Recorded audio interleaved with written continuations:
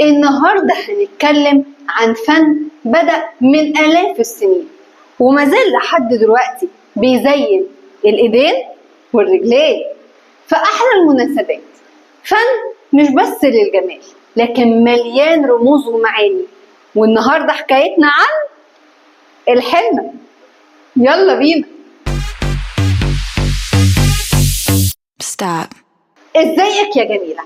أهلا بيكي في برنامجنا شنطة فاشن رودانيا ستايل مع نهال رشاد. الحنة موجودة من أكتر من 5000 سنة. في الحضارة الفرعونية كانت الملكات بيلونوا بيها إيديهم وضوافرهم كجزء من طقوس الجمال.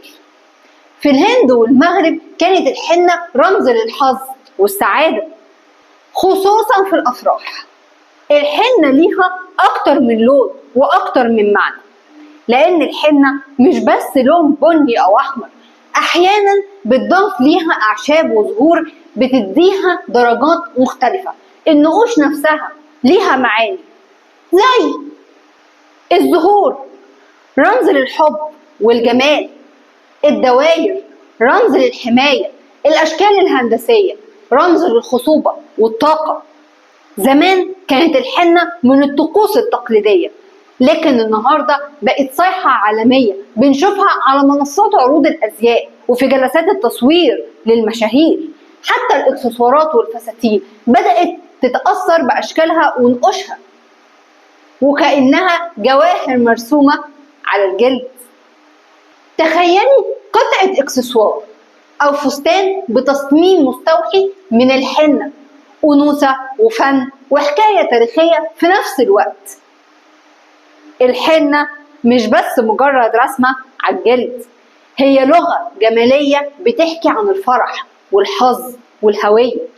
المرة الجاية لما تلمحي نقوش حنة افتكري انك بتشوفي فن عمره آلاف السنين ولسه بيكبر وبيتلون بأسلوب جديد كل يوم.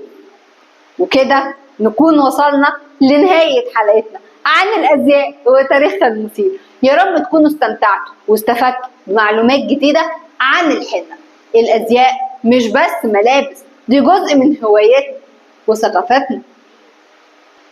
وبجد أنا مستنية رأيكم في الستايل بتاعي، وهل المعلومة كانت مفيدة ليكم ولا لأ.